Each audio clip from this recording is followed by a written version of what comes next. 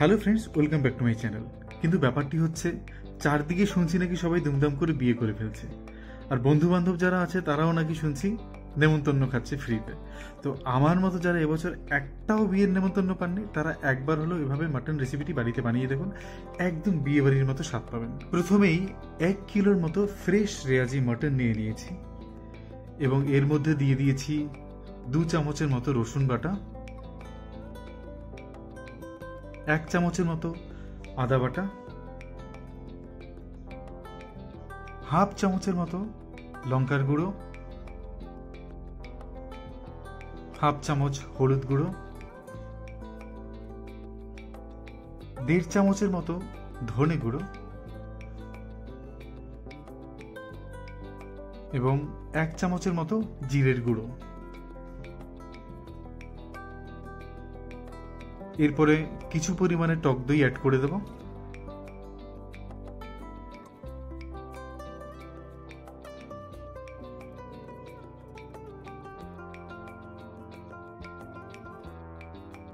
এরপর দিয়ে দেব সর্ষের তেল। এগুলো সমস্ত কিছু দিয়ে ভালো করে মাখাবো। যে কোনো ধরনের রান্না ডিপেন্ড করে সঠিক পরিমাণে মশলা এবং ভালো করে কষানোর উপরে। এ পর্যায়ে আমরা মটনের সাথে পুরো মশলাটিকে ভালো করে মাখাবো এবং মিনিমাম আধ ঘন্টা, সবথেকে ভালো 1 ঘন্টা যদি ম্যারিনেশন করে রাখা হয়। আমি পুরো প্রসেসটিকে 1 ঘন্টাই রেখেছিলাম এবং এর ফলে খুব ভালো করে ম্যারিনেশন হয়েছিল। রান্নার শুরুতেই আমরা কড়াইতে 1 কাপের মতো সর্ষের তেল দিয়ে দিয়েছি। তেল সামান্য গরম হতেই আমরা এর মধ্যে দিয়ে দেব 2টো তেজপাতা এবং কিছু পরিমাণে গোটা গরম মশলা।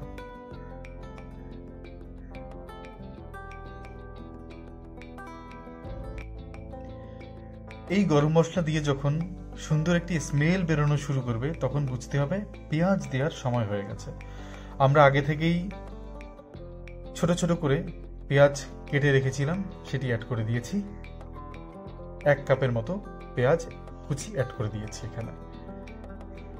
এরপরে দিয়েছি 2টো টমেটো কুচি,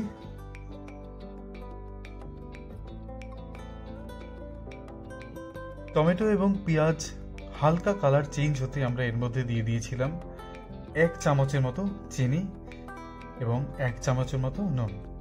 এর ফলে পেঁয়াজটা খুব সুন্দর করে ভাজা হবে এবং সুন্দর একটি কালার আসবে। রান্নার এ পর্যায়ে আমরা দিয়ে দিয়েছিলাম 4 চামচের মতো পেঁয়াজ বাটা। এই পেঁয়াজ বাটাটি দেওয়ার কারণ হচ্ছে সুন্দর একটি গ্রেভি তৈরি হবে। এইবারে এই পেঁয়াজকে মিডিয়াম ফ্লেমে একটু কষিয়ে নেব। যখন এই পেঁয়াজটা হালকা মেল্ট হওয়া শুরু করবে, তখন এর মধ্যে দিয়ে দেব 2 চামচের মতো রসুন বাটা এবং 1 চামচের মতো আদা বাটা। আপনারা এখানে অনেকেই কোয়েশ্চেন করতে পারেন যে ম্যারিনেশনের সময় আমরা রসুন বাটা আদা বাটা দিয়েছি, আবার এখানেও দিতে হবে। হ্যাঁ, 2 জায়গায় দিলে টেস্টটা আপনারা দিয়ে দেখবেন আরও চমৎকার লাগবে।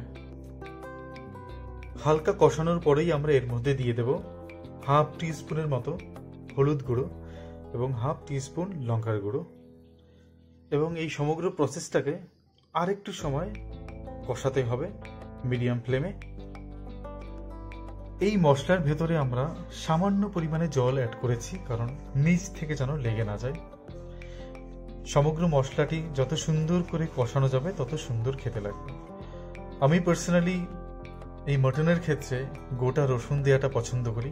তোমরা আমার মতো কে রসুন দেওয়া পছন্দ করো অবশ্যই কমেন্টস করে জানাবে। রান্নার এই পর্যায়ে আমরা মটনটা অ্যাড করে দেব।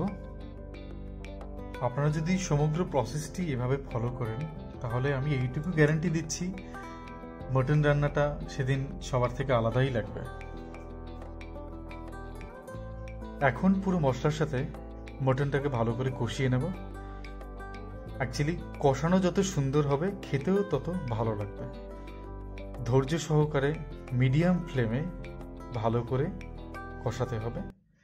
যেহেতু আমরা প্রেসার কুকারে করছি না, তাই জন্য খুব ধৈর্য সহকারে ঢাকনা চাপা দিয়ে এবং কষিয়ে কষিয়ে মাংসটাকে রান্না করতে হবে। ঢাকনা চাপা দেওয়ার ফলে ভেতর থেকে জল বেরিয়েছে, আমরা তাই জন্য আর এক্সট্রা করে কোনো জল অ্যাড করছি না। রান্নার একেবারে শেষ পর্যায়ে আমরা গোটা গরম মশলার বাটাটা ইউজ করেছি। অ্যান্ড আপনারাও ট্রাই করবেন গোটা গরম মশলা বাটাটা ইউজ করতে, এটি জাস্ট ফ্লেভারটাকে আরও অনেক গুণে বাড়িয়ে তুলবে। এবং লাস্টে নুন চিনির ব্যালেন্সটা আপনারা আপনাদের অবশ্যই স্বাদ মতো করে নেবেন, আমি সেটি আর দেখালাম না। দেখুন মাটনটা জাস্ট কত সুন্দর হয়েছে, কালার দেখেই বুঝতে পেরে গেছেন যে কতটা ভালো হয়েছে খেতে। এভাবে বাড়িতে ট্রাই করুন এবং কমেন্টস করে জানান, আমি কথা দিচ্ছি জাস্ট একদম বিয়ে বাড়ির মতো খেতে লাগবে। টাটা।